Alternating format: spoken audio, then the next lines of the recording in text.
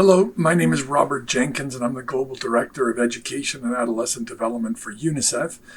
And I'm so sorry I couldn't participate in person in the conclave, but I very much appreciate this opportunity to share these very brief thoughts by video, and I look forward to engaging with you all. A few just brief remarks. One is, well, thank you for this opportunity, but also congratulations to all of you for convening and having those important discussions that are planned through the various themes. I can see some very challenging topics are being discussed and deliberated on, and indeed it's a very challenging time globally for education, recognizing the global learning crisis, recognizing increasing disparities, recognizing the number of overlapping crises we have linked to climate change and conflict and other challenges. It's indeed a very challenging time for the sector, and therefore I congratulate you to convene and to deliberate on how to address this challenge, but also how to have a step change in the education sector to transform and reach children with improved quality and access to education so they can realize their full potential.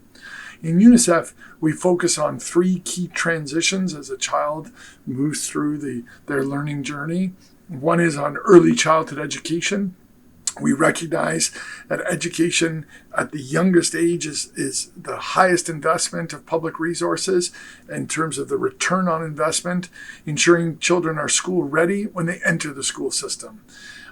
Number two, another key transition is as a child is in school, acquiring foundational literacy and numeracy so that they can be successful in school as they progress.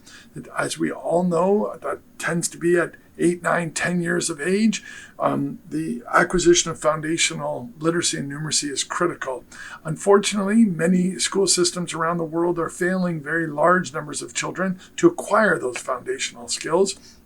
And therefore, we see dropouts as they move and the rest of the curriculum kicks in, and indeed children struggle with being successful. So a focus on foundational learning has proven to be critical. A third key transition is as a child progresses into adolescence and youth and is exiting the school system, do children and youth have the full range of skills required for them to be successful in adulthood, meaning foundational learning, but also transferable skills that cut across various occupations, skills like problem solving and creative thinking and interacting with others and respect for diversity and other social emotional well-being, but also digital skills and entrepreneurship skills and other key climate change related skills. So UNICEF focuses on those three transitions, and we look forward to engaging with all of you on how to improve our programming and partner with you on enabling children to transition through those transitions.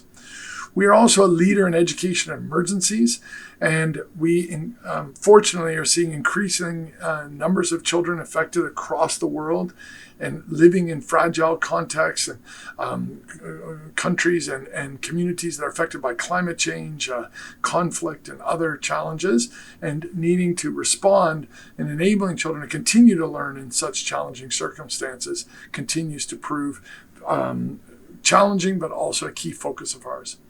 I do encourage everyone to think about the impact on climate change is having on communities, on countries, on children, but also the role education can play, both within the schools, through curriculum changes, through training and supporting of children to acquire skills that enable them to engage in climate change work, both mitigation and adaptation, but also looking at the school as a springboard for children and youth to engage in their communities and their countries more generally on climate change related activities. I also just want to give a particular shout out, if you'd like, because I know teachers is a key focus of the conclave. UNICEF recognizes the central role teachers play in enabling children to realize their full potential in school systems. We do recognize different countries support teachers in at different levels and in different ways.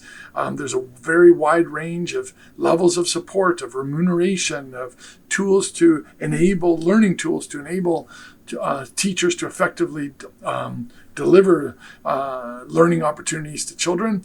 And we would encourage all to recognize the centrality teachers play in the success of education systems and in the success of each and every child's life as they are learning and acquiring skills. And again, a shout out, if you like, and a great appreciation to teachers and what they achieve around the world. So thanks again for this opportunity. I wish you all the best in the conclave, and I look forward to being in touch.